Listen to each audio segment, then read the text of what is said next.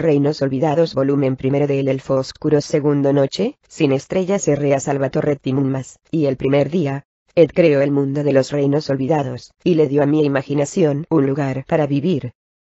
Prólogo. Drizzt pasó los dedos sobre la intrincada talla de la estatuilla de la pantera, el negro ónice perfectamente suave, sin defecto, incluso en la zona irregular del musculoso cuello. Era la viva imagen de Genwibar. ¿Cómo podía soportar desprenderse de ella ahora, cuando estaba totalmente convencido de que nunca volvería a ver a la pantera? Adiós, Genwibar, susurró el vigilante Drow con expresión afligida, casi lastimosa, mientras contemplaba la figurilla. En conciencia, no puedo llevarte conmigo en este viaje, pues temería por tu suerte más que por la mía propia. Su suspiro fue de sincera resignación. Sus amigos y él habían luchado larga y denodadamente, a costa de un gran sacrificio, para lograr la paz de que ahora disfrutaban, y, sin embargo, Drizzt había descubierto que era una victoria ficticia. Deseaba negarlo, volver a guardar a Genwibar en su bolsa, cerrar los ojos, y continuar, esperando lo mejor. Con otro suspiro, Drizzt desechó la momentánea debilidad, y tendió la estatuilla a Regis, el alfil.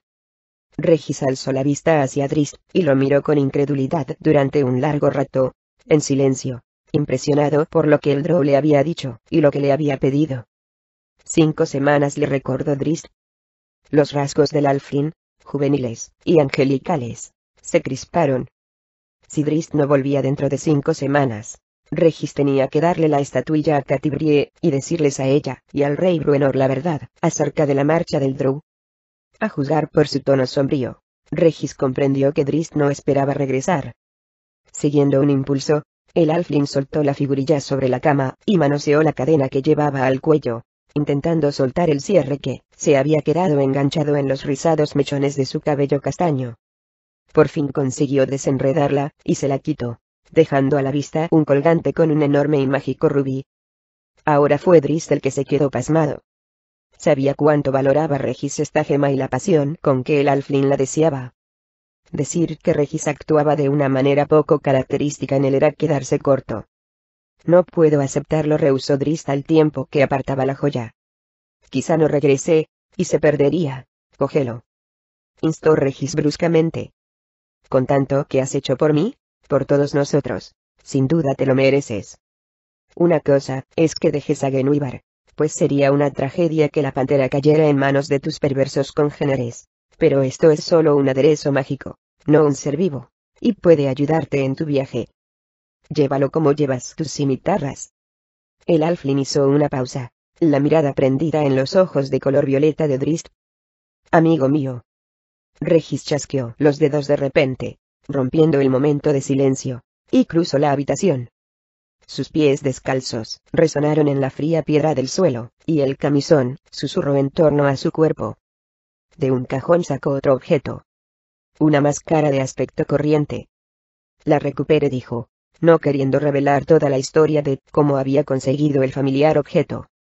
En realidad, Regis había salido de Mithril y había encontrado a Artemis Entreri colgando indefenso de un saliente rocoso en la vertiente de un barranco, a gran altura. Regis había desvalijado al asesino inmediatamente, y después había cortado el trozo enganchado de la capa de Entreri. El alfling había escuchado, con cierta satisfacción, como la capa, lo único que sostenía en el vacío al malherido y apenas consciente hombre, se desgarraba. Drizzt miró la máscara mágica largo rato. La había cogido en la guardia de un avance, hacía más de un año. Con ella, quien la usaba podía cambiar totalmente de apariencia, y ocultar su identidad. Te ayudará a entrar, y a salir, añadió Regis, esperanzado. Drizzt no hizo movimiento alguno. Quiero que te la quedes, insistió el alfling, interpretando mal la vacilación del Drow, y tendiéndole la máscara. Regis no comprendía el significado que la máscara tenía para Drizzt. El Drow la había llevado puesta en una ocasión para ocultar su identidad, porque era una gran desventaja el que un elfo oscuro anduviera por el mundo de la superficie. Drizzt había llegado a considerar la máscara como una mentira, por muy útil que pudiera ser, y se sentía incapaz de ponérsela otra vez, fueran cuales fueran sus ventajas potenciales. ¿O si podía? Drizzt se preguntó si debía rechazar el regalo. si cabía la posibilidad de que la máscara lo ayudara en su misión, una misión que, probablemente afectaría a quienes dejaba atrás. ¿Cómo podía, en conciencia, rehusar ponérsela? No, decidió finalmente. La máscara no era tan importante para su causa. 3 décadas ausente de la ciudad era mucho tiempo. Y, en realidad, su aspecto no era tan especial ni tan notorio como para que lo reconocieran. Levantó la mano, rechazando el regalo, y Regis, tras hacer otro intento infructuoso, se encogió de hombros, y puso la máscara a un lado. Drizzt se marchó, sin decir nada más. Aún faltaban muchas horas para el amanecer. Las antorchas ardían mortecinas en los niveles superiores de Mithril, y pocos enanos estaban despiertos. Todo parecía perfectamente callado, perfectamente tranquilo. Los esbeltos dedos del elfo oscuro rozaron suavemente una puerta, sin hacer el menor ruido, siguiendo las irregularidades de la madera. No quería molestar a la persona que estaba al otro lado, aunque dudaba que su sueño fuera muy reposado.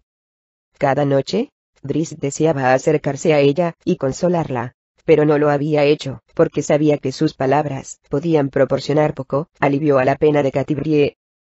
Al igual que muchas otras noches, en las que había estado ante esta puerta como un guardián vigilante, impotente, el drow acabó por alejarse corredor adelante, deslizándose entre las sombras de las mortecinas y titilantes antorchas, sin que sus pasos produjeran el más leve sonido. Tras hacer una corta pausa ante otra puerta, la de su más querido amigo enano, Drizzt dejó atrás los sectores de viviendas, y llegó a las salas de reuniones oficiales, donde el rey de Mithril recibía a los emisarios visitantes. Un par de enanos probablemente de las tropas de Dagnavit se encontraban aquí, pero no vieron ni oyeron pasar al silencioso drow. Drizzt se detuvo de nuevo al llegar a la entrada de la sala de Dumatoin, dentro de la cual los enanos del clan Batleamer guardaban sus más preciadas posesiones. Sabía que debía continuar, salir de allí antes de que el clan empezara a despertar, pero no podía hacer caso omiso de las emociones que hacían vibrar las fibras de su corazón. No había venido a esta venerada sala en las 2 semanas transcurridas desde que sus parientes drows habían sido expulsados, pero sabía que nunca se lo perdonaría si no echaba un último vistazo. El poderoso martillo, Aegisfan, descansaba sobre un pedestal en el centro de la adornada sala, el lugar de mayor honor. Parecía apropiado, pues, a los ojos de Drizzt, Aegisfan eclipsaba todos los demás artefactos. Las brillantes armaduras, las grandes hachas y los yelmos de héroes largo tiempo muertos, el yunque de un herrero legendario. Drizzt sonrió ante la idea de que este martillo de guerra ni siquiera había sido manejado por un enano. Había sido el arma de Wulfgar, el amigo de Drizzt, que había dado de buena gana su vida para que el resto de los compañeros pudiera sobrevivir. Drizzt contempló larga e intensamente la poderosa arma, la reluciente cabeza de Mithril, sin un rasguño, a pesar de las muchas y atroces batallas en que el martillo había participado, y que exhibía las runas perfectamente cinceladas del dios enano Dumatoin. La mirada del drow recorrió el arma, deteniéndose en la sangre reseca que manchaba su oscuro mango diamantino. Bruenor, siempre testarudo, no había permitido que se limpiara esa sangre. Recuerdos de Wulfgar, de combates sostenidos junto al alto y fuerte hombre de cabello y piel dorados, acudieron al drow como una avalancha, debilitando sus rodillas y su resolución. En su mente, Drizzt volvió a mirar los claros ojos de Wulfgar, del azul helado del cielo norteño, y siempre iluminados por un brillo de excitación. Wulfgar había sido solo un muchacho, y su espíritu se había mantenido impertérrito ante las crudas realidades de un mundo brutal. Solo un muchacho, pero uno que había sacrificado todo de buena gana, con un canto en los labios, por aquellos a quienes llamaba sus amigos. Adiós, susurró Drizzt, y se marchó, esta vez corriendo, aunque sin hacer más ruido que antes al caminar. En cuestión de segundos, cruzó hasta una balconada y descendió un tramo de escaleras que lo condujo a una cámara amplia y alta. La cruzó bajo la vigilante mirada de los 8 reyes de Mithril, cuyas imágenes estaban talladas en la pared de piedra. El último busto, el del rey Bruenor Batleamer, era el más impresionante. El semblante de Bruenor tenía una expresión severa, un gesto sombrío acentuado por la profunda cicatriz que se extendía desde la frente a la mandíbula, y la falta del ojo derecho. Drizzt sabía que la pérdida del ojo no era la peor herida que había sufrido Bruenor. El cuerpo del enano, duro y resistente como una roca, no era lo único que había quedado marcado con cicatrices. La herida más dolorosa la había recibido el alma de Bruenor, lacerada por la pérdida del muchacho al que había llamado su hijo. ¿Era el espíritu del enano tan resistente como su cuerpo? Drizzt ignoraba la respuesta. En este momento, mirando el rostro de Bruenor, desfigurado por la cicatriz, Drizzt tuvo la impresión de que debería quedarse, sentarse junto a su amigo, y ayudarlo a curar sus heridas. Fue una idea fugaz. ¿Cuántas heridas más tendría que sufrir aún el enano?, se recordó Drizzt a sí mismo. Y no solo el enano, sino el resto de sus amigos. Catibrie se agitó, y rebulló en la cama, rememorando aquel fatídico momento, como hacía todas las noches, al menos, todas las noches en que el agotamiento le permitía conciliar el sueño. Oía el canto de Wulfgar-Athembus, su dios de la batalla. Veía la mirada serena en los ojos del poderoso bárbaro. Esa mirada que desmentía su evidente agonía. Esa mirada que le había permitido golpear el tambaleante techo de piedra, aunque los enormes bloques de granito empezaban a desplomarse a su alrededor. Catibrie veía las espantosas heridas de Wulfgar, la blancura del hueso, la piel desgarrada, y los músculos arrancados de las costillas por los afilados dientes de Yotlol, la maligna bestia extradimensional, una repugnante masa gelatinosa de carne que semejaba cera medio derretida. El fragor, cuando el techo se desplomó sobre su amado, hizo que Catibrie se incorporara en la cama bruscamente, en medio de la oscuridad. La espesa mata de cabello castaño rojizo le caía sobre el rostro, apelmazada por un sudor frío. Le costó unos segundos controlar la agitada respiración mientras se repetía a sí misma que todo era un sueño, un terrible recuerdo, pero, en fin de cuentas, un hecho que había ocurrido. La luz de las antorchas que perfilaba su puerta la tranquilizó. Solo llevaba puesto un ligero camisón, y en su agitado rebullir había tirado las mantas. Se le puso piel de gallina en los brazos, y la joven tiritó, helada, sudorosa y desdichada. Recogió los gruesos cobertores con brusquedad, y se arropó hasta la barbilla mientras se tumbaba boca arriba, con la mirada clavada en el techo, perdido en la oscuridad. Algo iba mal. Pasaba algo raro, lo notaba. Razonablemente, la joven se dijo que estaba imaginando cosas, que sus sueños la habían asustado. Las cosas no iban bien para Catibrie, ni mucho menos, pero la muchacha se dijo con convicción que estaba en Mithril, rodeada por un ejército de amigos. Se dijo que todo era cosa de su imaginación. Drizzt se encontraba a buena distancia de Mithril cuando el sol salió. No se sentó para disfrutar con el amanecer de este día, como era su costumbre. Apenas si miró el sol saliente, pues ahora le parecía una falsa esperanza de algo que no podía ser. Cuando el fulgor inicial disminuyó, el drow miró hacia el suroeste, a las montañas que se alzaban a lo lejos, y recordó. Su mano fue hacia el cuello, al hipnótico colgante de rubí que Regis le había dado. Sabía lo mucho que el alfín dependía de esta joya, cuánto la amaba, y apreció de nuevo el sacrificio de Regis, el sacrificio de un amigo de verdad. Drizzt había conocido la verdadera amistad. Su vida se había enriquecido desde que llegó a una inhóspita tierra llamada Valle del Viento Helado, y conoció a Bruenor Vatleamer, y a su hija adoptiva, Catibrie. Lo acongojaba pensar que quizá nunca los volvería a ver. Sin embargo, se alegraba de tener el colgante mágico, un objeto que podría permitirle obtener respuestas, y regresar con sus amigos. Pero su decisión de contarle a Regis su partida, le producía una profunda sensación de culpabilidad. Esa resolución le parecía una debilidad, una necesidad de depender de amigos que, en esta hora sombría, poco podían ofrecer. Podía justificarlo como una necesaria medida de seguridad para los amigos que dejaba atrás. Había advertido a Regis que contara la verdad a Bruenor dentro de 5 semanas, para que así, en caso de que su viaje fracasara, el clan Vatleamer tuviera al menos tiempo de prepararse para la oscuridad que podría llegar. Era una acción lógica, pero Drizzt tenía que admitir que se lo había dicho a Regis porque lo necesitaba, porque tenía que contárselo a alguien. ¿Y la máscara mágica?, se preguntó. También había sido débil al rechazarla. El poderoso objeto podría haberlo ayudado, y, por ende, ayudar a sus amigos.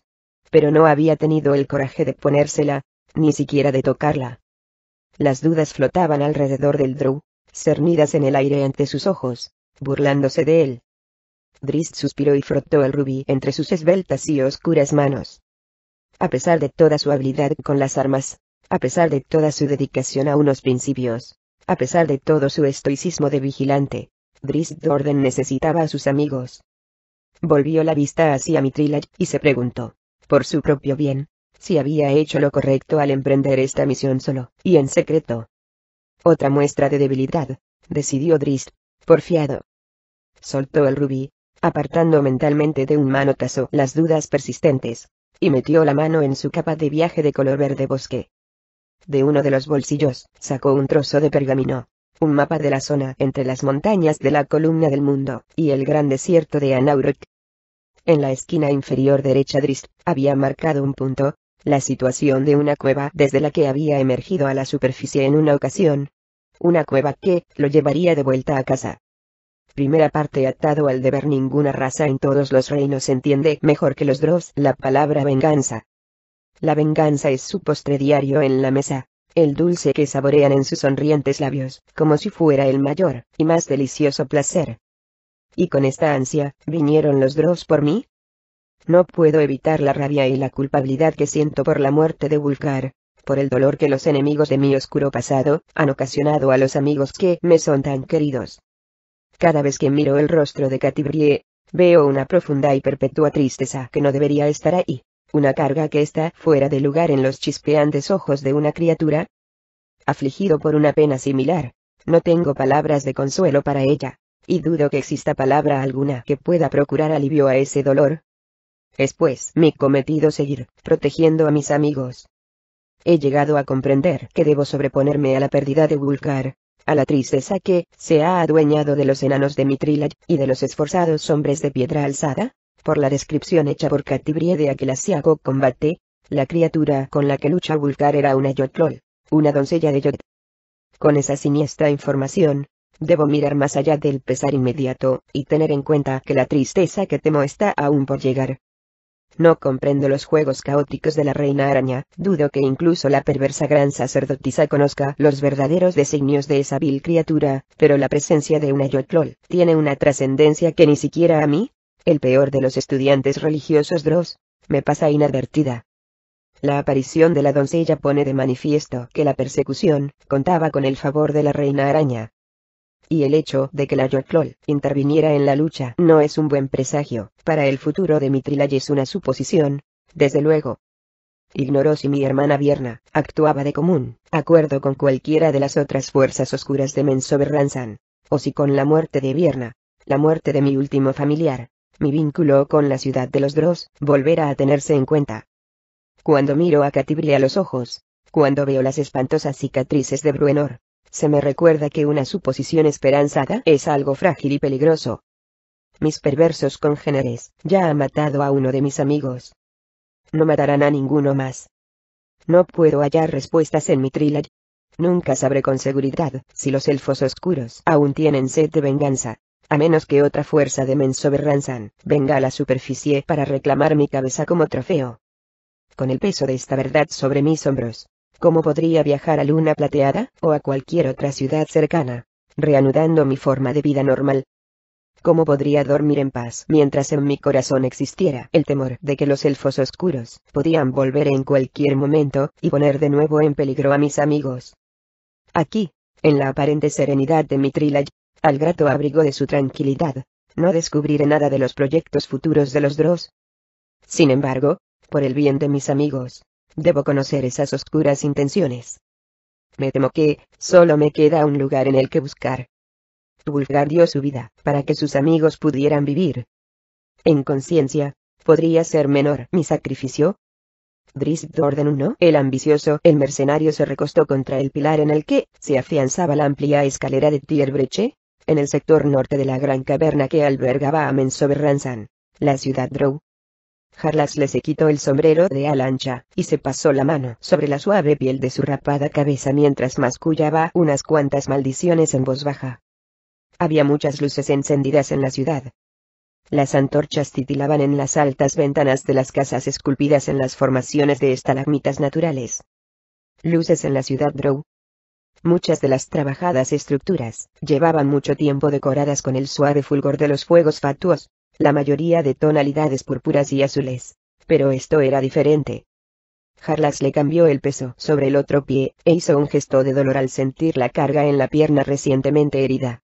¿Triel Baenre en persona? La dama matrona de Arachnilitit, una de las grandes sacerdotisas de mayor rango de la ciudad, había cuidado la herida. Pero Jarlax le sospechaba que la perversa sacerdotisa había dejado inacabado su trabajo a propósito, que había dejado un poco de dolor para recordar al mercenario su fracaso en la captura del renegado Drizzt Do'Urden.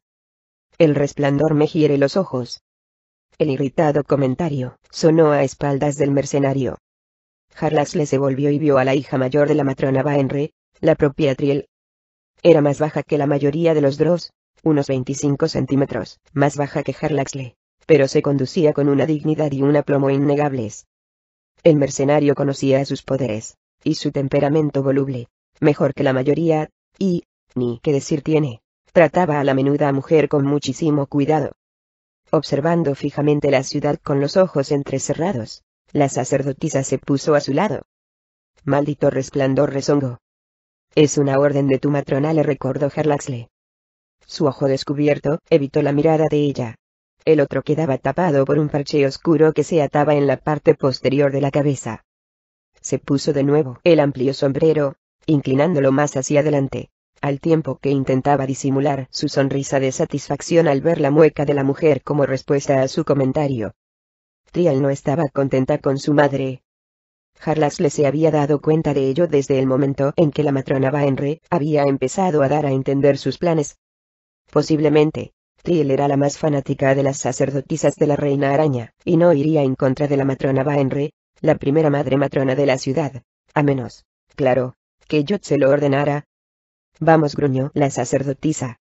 Giró sobre sus talones, y echó a andar por Tierbreche, en dirección al edificio más grande y ornamentado de los tres de que constaba la Academia Drow, una enorme estructura configurada de manera que semejaba una araña gigantesca.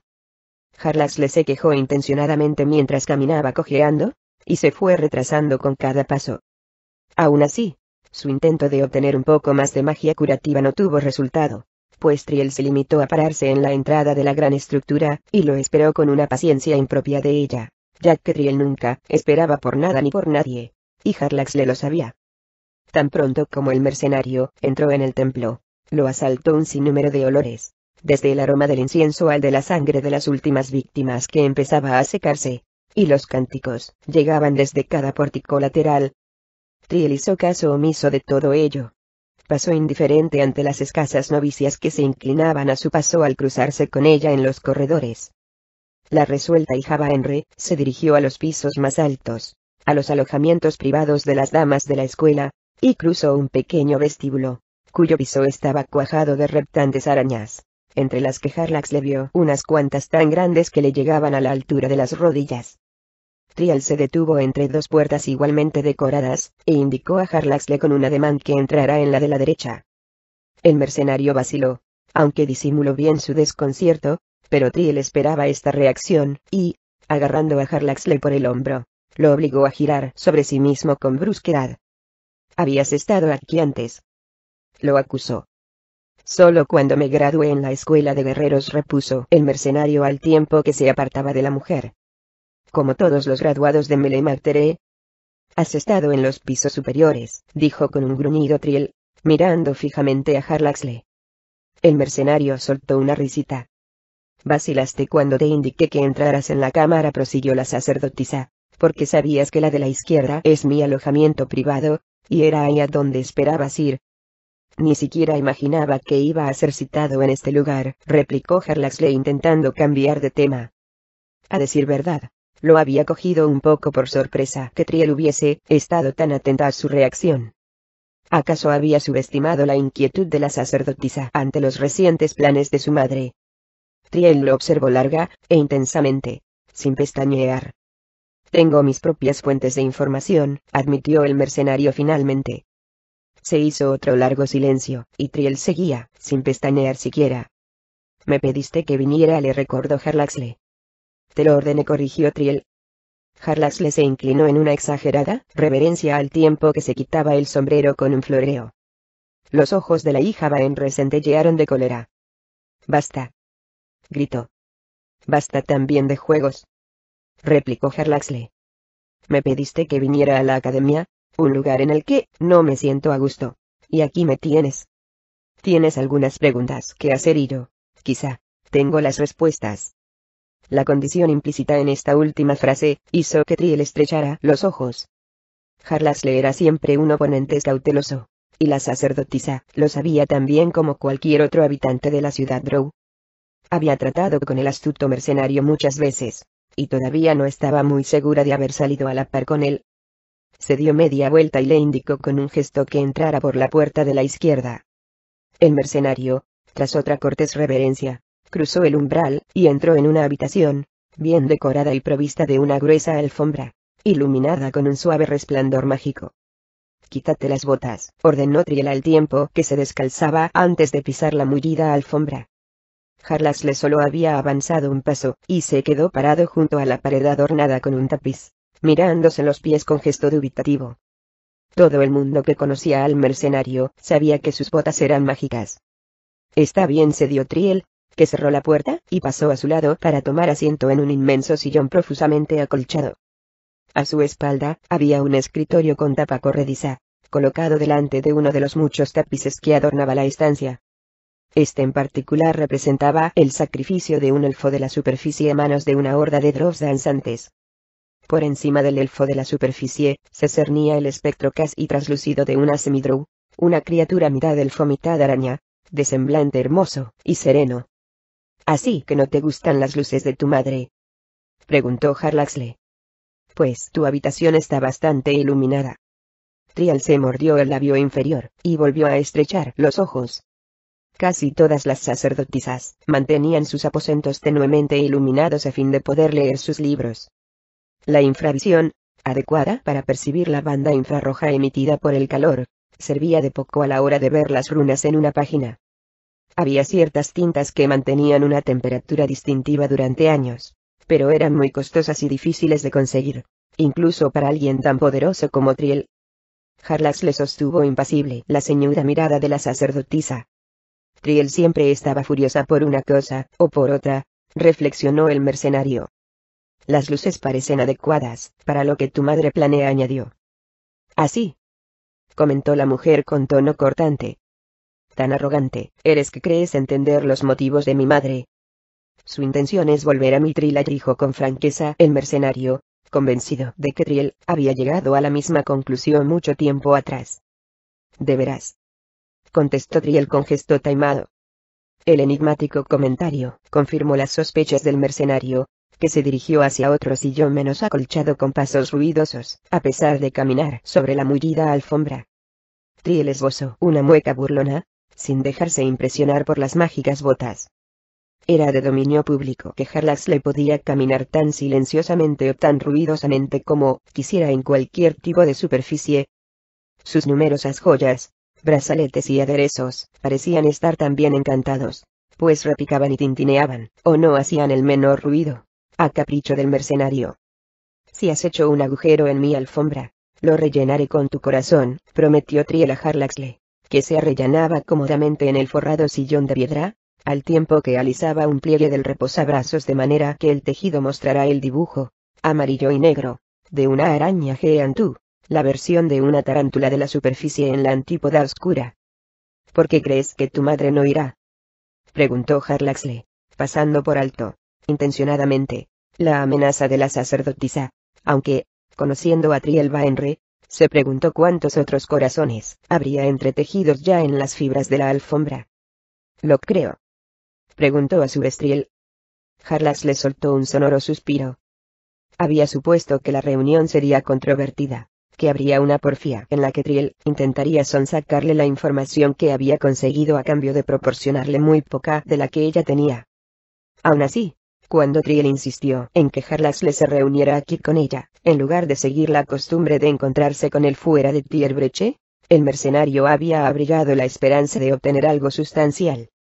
Sin embargo, se estaba haciendo evidente que la única razón de que Triel quisiera reunirse en Aracthinil era que, en este lugar seguro, ni siquiera los vigilantes oídos de su madre escucharían su conversación.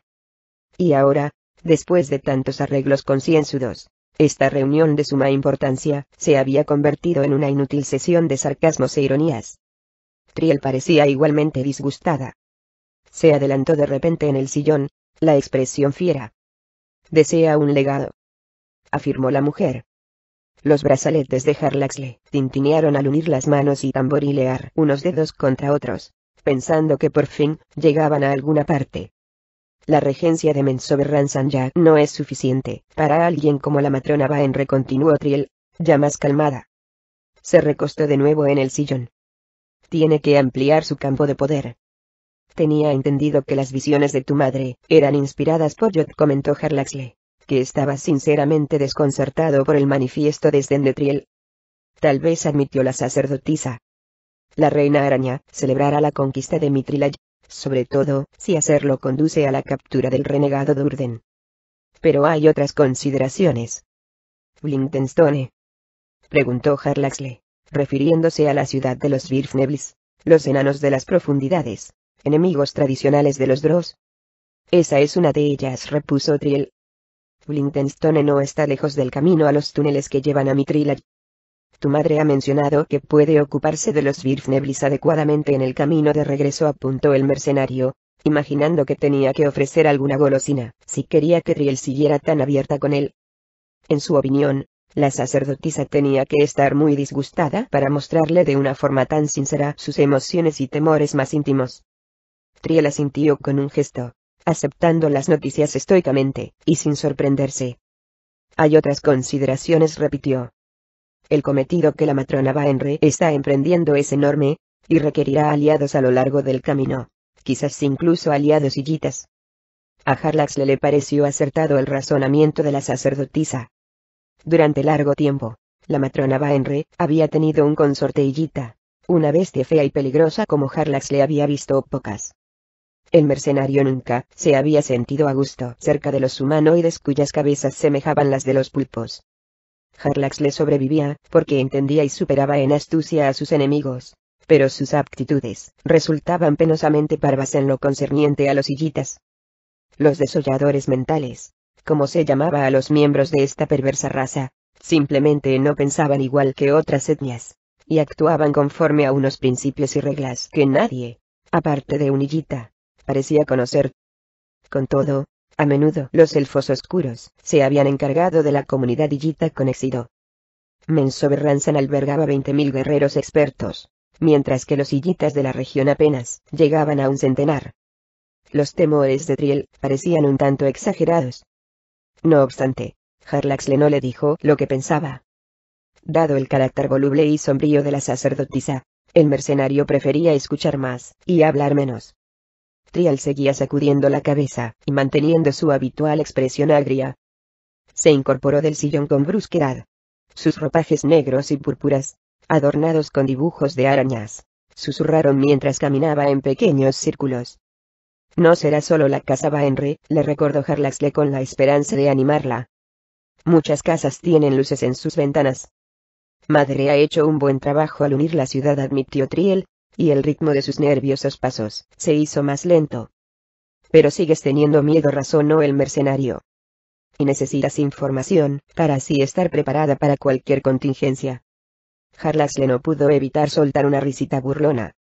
Triel y él eran enemigos desde hacía mucho tiempo, y no confiaban el uno en el otro, y con razón. Ahora lo necesitaba.